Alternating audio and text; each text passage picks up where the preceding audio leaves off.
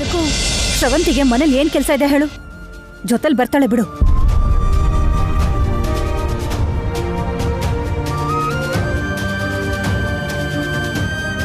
ಕರ್ಕೊಂಡು ಹೋಗಿ.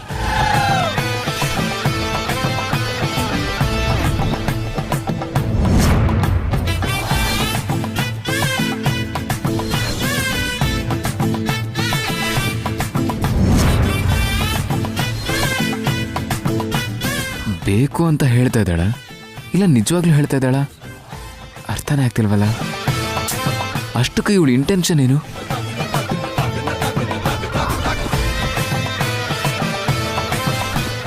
ನೋಡು ದೇವಾಂಶ್, ನೀನು ಹೋಗಿ ರೆಸ್ಟ್ ಮಾಡು. ನೀನಿರು ಕಂದ. ಶ್ರವಂತಿ, ಕರ್ಕೊಂಡು ಹೋಗಮ್ಮ. ಬಾವಾ ಬನ್ನಿ.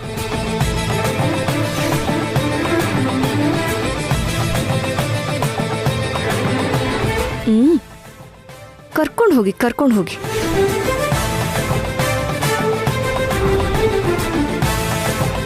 ಬನ್ನಿ ಬಾವಾ.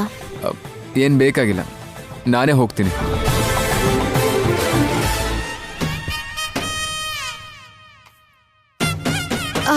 ನಾನು ಬಾವನ್ಗೆ ಜ್ಯೂಸ್ ಮಾಡ್ಕೊಂಡು ಬರ್ತೀನಿ, ಸರಿನಾ?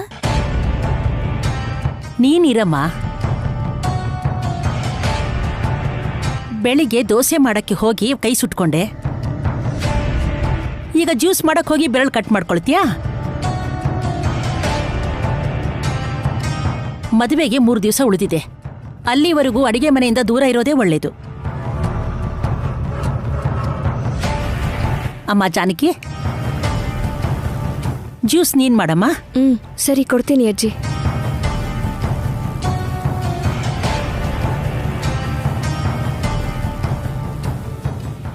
ಏನೋ ಬೆಳಿಗ್ಗೆ ಮೊಮ್ಮಗಳ ಕೈ ಸುಡ್ತು,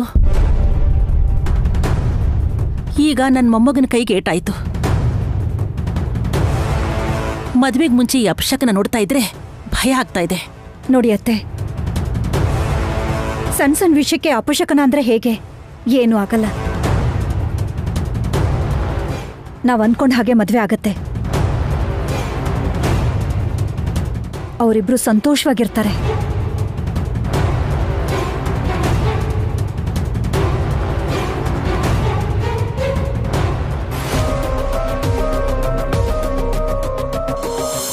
ಕರ್ಕೊಂಡು ಹೋಗಿ.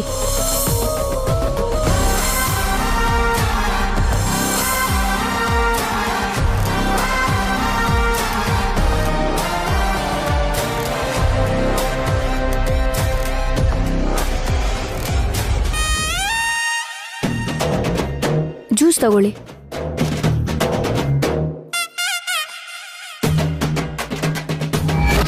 ಕಾಫಿ ತಗೊಳ್ಳಿ.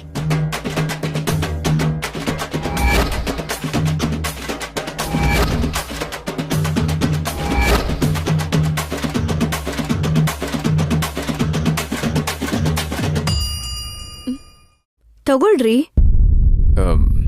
ಬೇಡ ಬಿಡು. ಅದೇನು, ಅಜ್ಜಿನೇ ಕೊಡು ಅಂದಿದ್ದು. ಹೇಳಿದ ಅಜ್ಜಿನೇ ಆದ್ರೂ ಕೊಡ್ತಿರೋದು ನೀನ್ ತಾನೆ. ಅಂದ್ರೆ ನಾನ್ ಕೊಟ್ರೆ ತಗೊಳಲ್ವಾ? ಅಷ್ಟಕ್ಕೂ ನೀನ್ ಕೊಟ್ರೆ ತಾನೇ ಇಸ್ಕೊಳ್ಳೋದು. ಕಾಫಿ ತಗೊಂಡ್ ಬರ್ತೀಯಾ? ನಾನೇ ಯಾಕೆ ಕೊಡ್ಬೇಕು? ಮದುವೆ ಮಾಡ್ಕೋತಾ ಇದ್ದೀರಲ್ಲ, ಅವಳ ಹತ್ರನೇ ಇಸ್ಕೊಂಡು ಕುಡೀರಿ ಅಂತ ವಾಪಸ್ ತಗೊಂಡು ಹೊಟ್ಟೋಗ್ತೀಯಾ? ಟಿಫನ್ ಬಡ್ಸೋಕ್ ಬರ್ತೀಯಾ? ಬಡ್ಸಾದ್ಮೇಲೆ ನಾನು ಯಾಕೆ ಬಡಿಸ್ಬೇಕು? ಮದುವೆ ಮಾಡ್ಕೋತಾ ಇದ್ದೀರಲ್ವಾ, ಅವಳ ಕೈಲೇ ಬಡಿಸ್ಕೊಂಡು ತಿಂಡಿ ತಿನ್ನಿ ಅಂತ ಹೇಳ್ಬಿಟ್ಟು ಹೊಟ್ಟೋಗ್ತೀಯಾ? ಈಗಲೂ ಅದೇ ತಾನೇ ಆಗೋದು. ಜ್ಯೂಸ್ ತಗೊಂಡ್ ಬಂದಿದ್ಯಾ, ಈಸ್ಕೊಳಕ್ ಬಂದ್ರೆ ನನ್ನ ಕೈಲಿ ಏನ್ ಜ್ಯೂಸ್ ಕುಡಿತೀರ ಬಿಡಿ, ಮದುವೆ ಮಾಡ್ಕೋತಾ ಇದ್ದೀರಲ್ಲ ಅವ್ರ ಹತ್ರನೇ ಇಸ್ಕೊಂಡು ಕುಡೀರಿ ಅಂತ ಹೊಟ್ಟೋಗ್ತೀಯಾ? ತರೋದು ಯಾಕೆ? ವಾಪಸ್ ತಗೊಂಡು ಹೋಗೋದು ಯಾಕೆ? ಯಾಕೆ ಹೀಗೆ ಮಾಡ್ತಿದ್ಯಾ ನೀನು? ನೋಡು, ಏನಾದ್ರೂ ಹೇಳ್ಬೇಕಂತ ಇದ್ರೆ ನೇರವಾಗಿ ಹೇಳು, ಸುಮ್ಮನೆ ಕೊಂಕನ ಸುತ್ತಬೇಡ. ಸಾರಿ. ಸಾರಿ. ಯಾಕೆ? ಬೆಳಗ್ಗೆ ಕಾಫಿ ಟಿಫನ್ ಕೊಟ್ಟಿಲ್ದೇ ಇರೋದಕ್ಕಲ್ಲ, ಕಾರ್ ಹತ್ತಿದ್ದಕ್ಕೆ. ಅದಕ್ಕೆ ಮಾತ್ರ ಯಾಕೆ ಸಾರಿ ಕೇಳ್ತಾ ಇದ್ಯಾ? ಏನೋ ಪ್ಲಾನ್ ಮಾಡ್ಕೊಂಡು ಇದನ್ನೆಲ್ಲ ಮಾಡ್ತಾ ಇದೆಯಲ್ಲ, ಯಾಕೆ ಹೀಗೆ ಮಾಡ್ತಾ ಇದ್ಯಾ? ಜ್ಯೂಸ್ ತಗೊಳ್ಳಿ. ಯಾಕೆ ಹೀಗೆ ಮಾಡ್ತಿದ್ಯಾ ಅಂತ ಹೇಳಿದ್ರೇನೆ ಕುಡಿಯೋದು. ಹೆಣ್ಮಕ್ಳಿಗೆ ಅನ್ಯಾಯ ಮಾಡೋರ್ನ ಕಂಡ್ರೆ ನನಗ್ ಕೋಪ. ಅದಕ್ಕೆ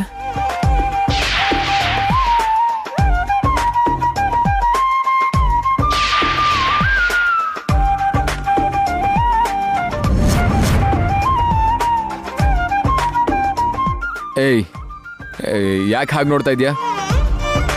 ಅಂದ್ರೆ ಏನ್ ನೀನ್ ಹೇಳ್ತಿರೋದು? ನಾನು ಯಾವುದೋ ಹುಡುಗಿಗೆ ಅನ್ಯಾಯ ಮಾಡಿದ್ದೀನಿ ಅಂತ ಹೇಳ್ತಾ ಇದ್ಯಾ? ಅಂದ್ರೆ ಯಾರಿಗೆ ಅನ್ಯಾಯ ಮಾಡಿದ್ದೀನಿ ಅದನ್ನ ಹೇಳು. ವೈದೇಹಿಗೆ.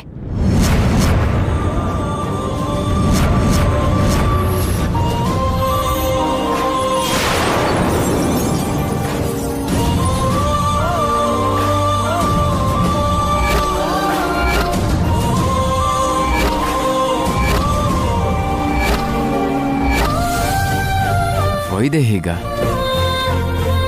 ವೈದೇಹಿಗೆ ನಾನು ಯಾವಾಗ ಅನ್ಯಾಯ ಮಾಡಿದೆ?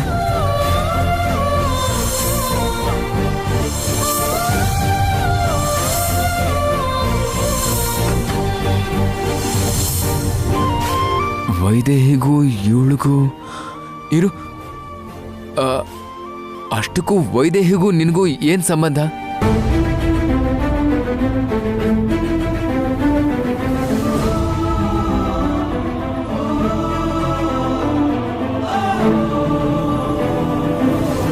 ನೀನ್ ಬಂದಾಗಿಂದ ನಾನು ನೋಡ್ತಾ ಇದ್ದೀನಿ, ನಾನು ಮದುವೆ ಮಾಡ್ಕೋತಾ ಇದ್ದೀನಿ ಅಂತ ಶ್ರವಂತಿ ಹೆಸರು ಹೇಳ್ಕೊಂಡು ಏನೇನೋ ಹೇಳ್ತಾ ಇದ್ಯಾ. ವೈದೇಹಿ ಆಗ್ಲಿ ಇಲ್ಲ ಅವಳಿಗೆ ಬೇಕಾದವರು ಆಗ್ಲಿ ಅವ್ರು ಮಾತ್ರ ಹೀಗೆ ಮಾತಾಡಬೇಕು. ನಿನಗೆ ವೈದೇಹಿ ಗೊತ್ತಾ? ವೈದೇಹಿ ಹೇಗೆ ಗೊತ್ತು ನಿನಗೆ? ಹೇಳು, ನಿನಗೆ ವೈದೇಹಿ ಗೊತ್ತಾ?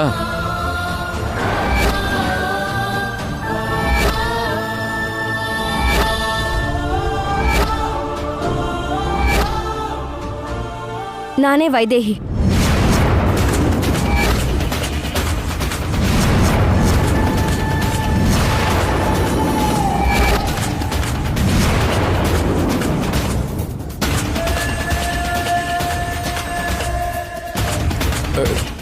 ಏನ್ ಹೇಳ್ತಿದ್ಯಾ?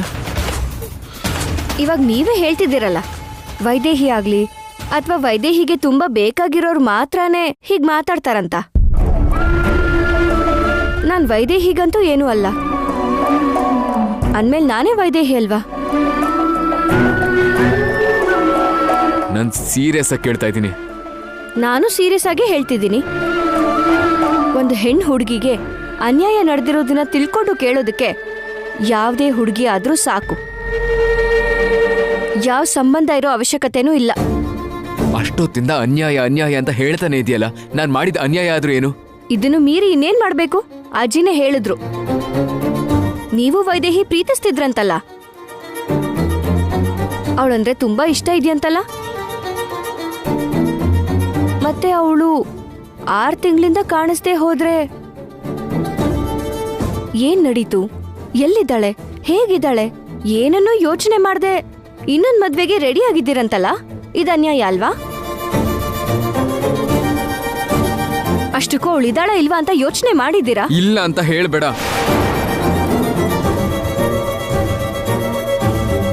ಇದ್ದಾಳೆ.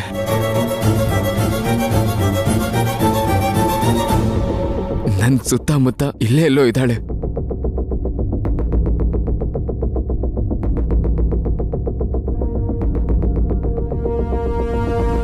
ನನ್ನನ್ನು ಅಬ್ಸರ್ವ್ ಮಾಡ್ತಾ ಇದ್ದಾಳೆ ಅವಳು. ಆದ್ರೆ ನನ್ನ ಕಣ್ಮುಂದೆ ಬರ್ತಾ ಇಲ್ಲ ಅವಳು. ಅದು ನಿಮಗ್ ಗೊತ್ತಾಗ್ಬಿಡತ್ತಾ? ಖಂಡಿತ ಗೊತ್ತಾಗುತ್ತೆ. ಅವಳು ನನ್ನ ಸುತ್ತಮುತ್ತನೇ ಇದ್ದಾಳೆ ಅಂತ ಹೇಳೋದಕ್ಕೆ ನನ್ನ ಎದೆ ಬಡ್ತಾನೆ ಸಾಕ್ಷಿ.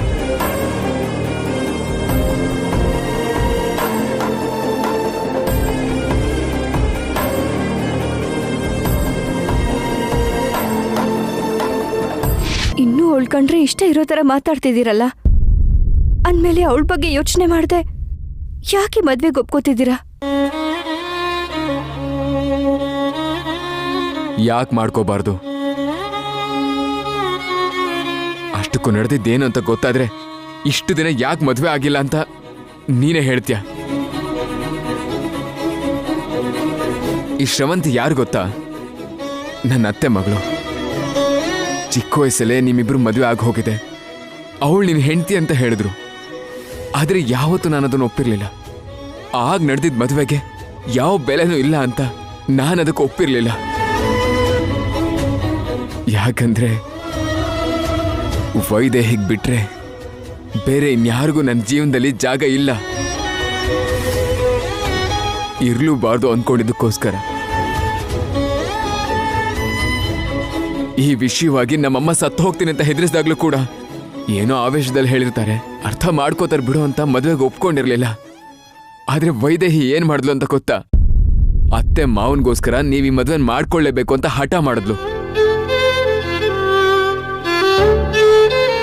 ಅಯ್ಯೋ, ಸ್ವಂತ ಮಗ ನಾನೇ ಅಷ್ಟೆಲ್ಲ ಯೋಚನೆ ಮಾಡ್ಲಿಲ್ಲ. ಆಮೇಲೆ ಅರ್ಥ ಮಾಡಿಸಿದ್ರಾಯ್ತು ಬಿಡು ಅಂತ ನಾನು ಸುಮ್ಮನೆ ಇದ್ರೆ ಅವಳು ಯಾಕೆ ಹೀಗೆ ಮಾಡ್ಬೇಕಿತ್ತು? ಏನೇ ಆದ್ರೂ ನೀವು ಶ್ರವಂತಿನ ಮದುವೆ ಮಾಡ್ಕೊಳ್ಳೇಬೇಕು. ಮದುವೆ ಮಾಡ್ಕೊಂಡ್ರೆ ನಿಮ್ ಹೆಂಡತಿಯಾಗಿ ನಿಮ್ ಜೊತೆ ಜೀವನ ಪೂರ್ತಿ ಇರ್ತೀನಿ, ಇಲ್ಲ ಅಂದ್ರೆ ದೂರ ಹೊಟ್ಟೋಗ್ತೀನಿ ಅಂತ ಹೇಳಿ ಹೆದರಿಸಿ ನನ್ನ ಮದುವೆಗೆ ಒಪ್ಸಿದ್ಲು ಅವಳು.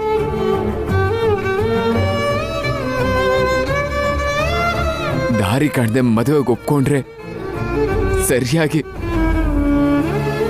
ಮದುವೆ ದಿನಾನೇ ಅವಳೆಲ್ಲಿಗ ಹೊರಟು ಹೋದ್ಲು.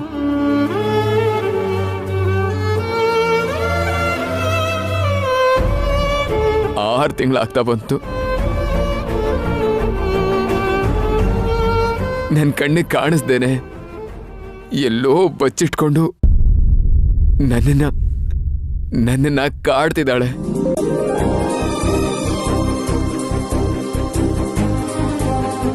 ಆದ್ರೆ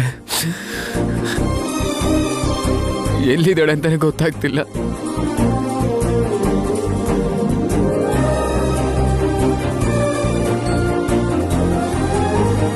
ಬರ್ದೇ ಇರೋರ್ಗೋಸ್ಕರ ನಾನು ಇನ್ನು ಎಷ್ಟು ದಿನ ಅಂತ ಕಾಯ್ಬೇಕು?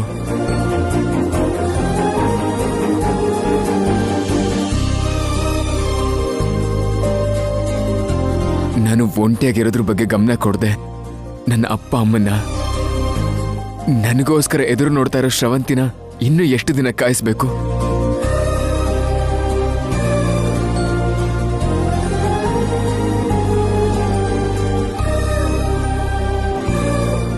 ಅದಕ್ಕೆ ಅವಳನ್ನ ಕಾದು ಕಾದು ಈ ನಿರ್ಧಾರಕ್ಕೆ ಬಂದಿದ್ದೀನಿ.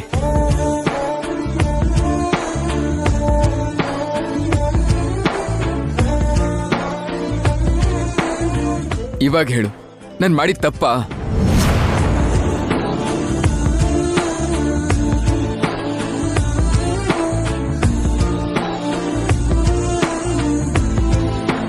ಹೇಳು, ತಪ್ಪಾ?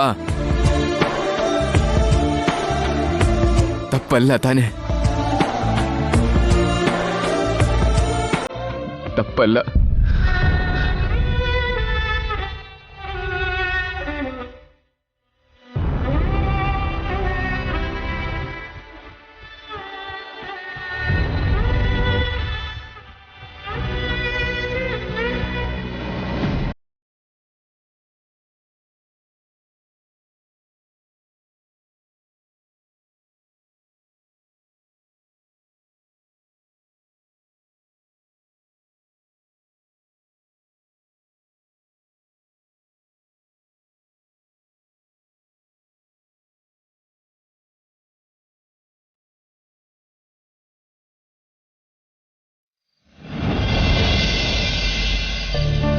ಆಗ ಸಂತೋಷ ಆಯ್ತು.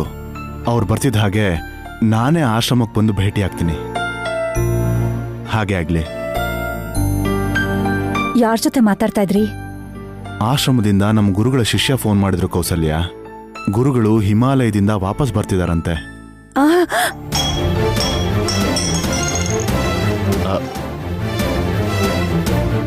ಸ್ವಲ್ಪ ನೋಡೋದಲ್ವಾ ಕೌಸಲ್ಯ?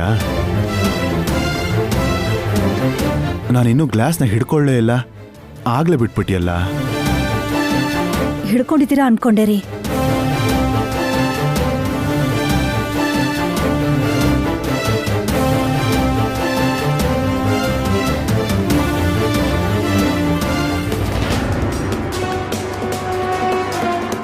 ಗುರುಗಳು ಬಂದ್ರೆ ಶ್ರವಂತಿಗೂ ದೇವಾಂಶ್ಗೂ ಮದ್ವೆ ಅಂತ ಗೊತ್ತಾಗತ್ತೆ. ಶ್ರವಂತಿ ದೇವಾಂಶ್ ಮದ್ವೆ ಬಗ್ಗೆ ಗೊತ್ತಾದ್ರೆ ವೈದೇಹಿ ಹೆಸರನ್ನು ಬರ್ದಿದ್ನಲ್ಲ, ಮತ್ತೆ ಶ್ರವಂತಿ ಜೊತೆ ಯಾಕೆ ಮದ್ವೆ ಮಾಡಿಸ್ತೀರಾ ಅಂತ ಕೇಳ್ತಾರೆ. ಅದಕ್ಕೂ ಮುಂಚೆ ಅವ್ರನ್ನ ಭೇಟಿ ಮಾಡಿ ಶ್ರವಂತಿ ಬಗ್ಗೆ ಕೇಳಿದ್ರಿಂದ ಆ ಹೆಸರನ್ನ ಬದಲಾಯಿಸಿದ್ದು ನಾನೇ ಅನ್ನೋದು ಅವ್ರಿಗೆ ಗೊತ್ತಾಗೋಗುತ್ತೆ. ಕೌಸಲ್ಯ,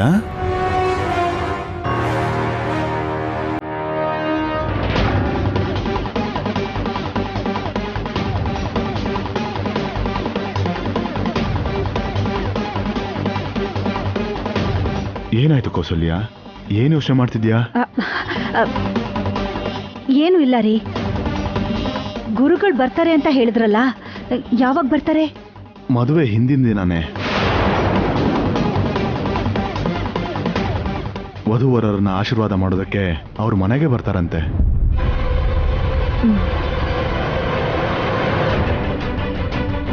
ಮದ್ವೆ ಆದ್ಮೇಲೆ ಬಂದ್ರೆ ಏನೋ ಒಂದು ಮ್ಯಾನೇಜ್ ಮಾಡ್ಬೋದಿತ್ತು. ಸರಿಯಾಗಿ ಮದ್ವೆಗೆ ಮುಂಚೆನೆ ಬರ್ಬೇಕಾ? ವೈದೇಹಿಯಿಂದ ಮದ್ವೆ ನಿಂತೋಗತ್ತೆ ಅನ್ನೋ ಟೆನ್ಷನ್ ಹೋಗಿ ಈಗ ಗುರುಗಳಿಂದ ಮದ್ವೆ ನಿಂತೋಗತ್ತೆ ಅನ್ನೋ ಅಪಾಯ ಇದೆ. ದೇವ್ರೆ, ಈಗೇನ್ ಮಾಡ್ಲಿ? ಏನ್ ಮಾಡ್ಲಿ?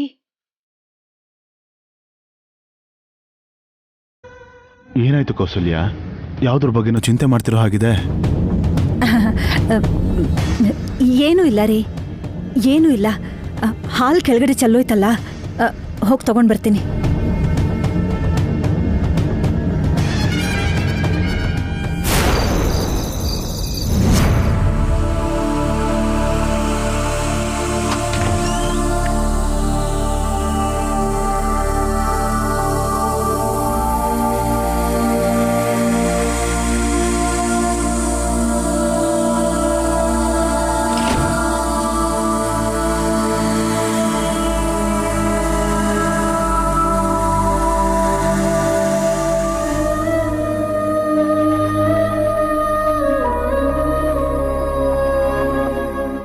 ನಿಜಾನೇ, ಶ್ರವಂತಿನ ಮದ್ವೆ ಮಾಡ್ಕೊಳ್ಳಿ ಅಂತ ನಾನೇ ನಿಮಗೆ ಬಲವಂತ ಮಾಡಿದ್ದು. ಮಾತು ತಗೊಂಡೆ, ಆದ್ರೆ ಅವಾಗ ಮಾಡ್ಕೊಳ್ಳಿಲ್ವಲ್ಲ. 6 ತಿಂಗಳಾದ್ಮೇಲೆ ಇವಾಗ ಮಾಡ್ಕೊಳ್ಳೋ ಅಂತ ಅವಶ್ಯಕತೆ ಏನಿದೆ? ನಾನು ಹೊರಟೋಗಿದ್ದೀರಿ ಅನ್ಕೊಳ್ತಿದ್ದೀರಲ್ಲ, ನಾನು ಯಾಕೆ ಹೊರಟೋದೆ ಅಂತ ಕಾರಣ ಗೊತ್ತಾ ನಿಮ್ಗೆ? ಅಷ್ಟಕ್ಕೂ ಯಾಕೆ ವಾಪಸ್ ಬರಕ್ಕಾಗ್ಲಿಲ್ಲ? ಈ 6 ತಿಂಗಳು ನನ್ನ ಪರಿಸ್ಥಿತಿ ಏನು ಅಂತ ಗೊತ್ತಾ ನಿಮ್ಗೆ?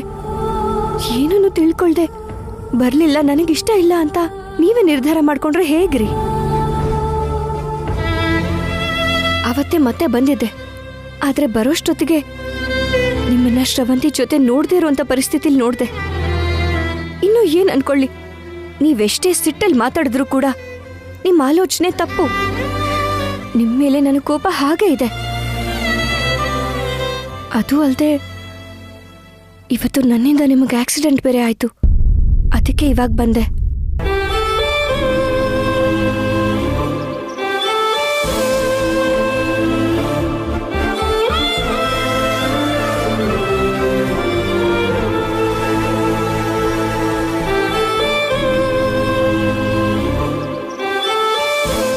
ರಾಮ, ಅವರಿಂದ ನಿನ್ನನ್ನು ದೂರ ಮಾಡಿದ್ದೆ.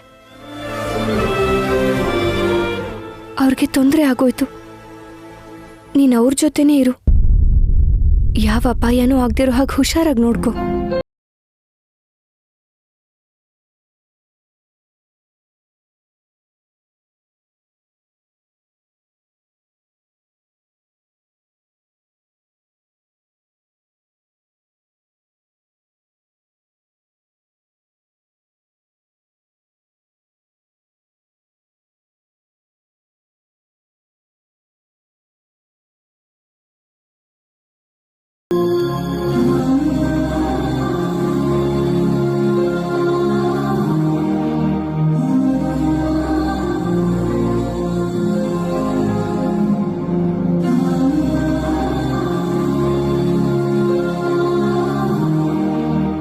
ನನಗೋಸ್ಕರ ನೀವು ತುಂಬಾ ಕಾಯ್ತಾ ಇರೋ ಹಾಗೆ, ತುಂಬಾ ಪ್ರೀತಿ ಇರೋ ಹಾಗೆ ಅವಾಗ್ಲೇ ಕೋಪದಲ್ಲಿ ಮಾತಾಡಿದ್ರಲ್ಲ, ಎಷ್ಟು ಪ್ರೀತಿ ಇದೆ ಅಂತ ತಿಳ್ಕೊಳ್ಳೋದಕ್ಕೆ ನಾನು ಈ ಫೋಟೋ ಇಡ್ತಾ ಇದ್ದೀನಿ.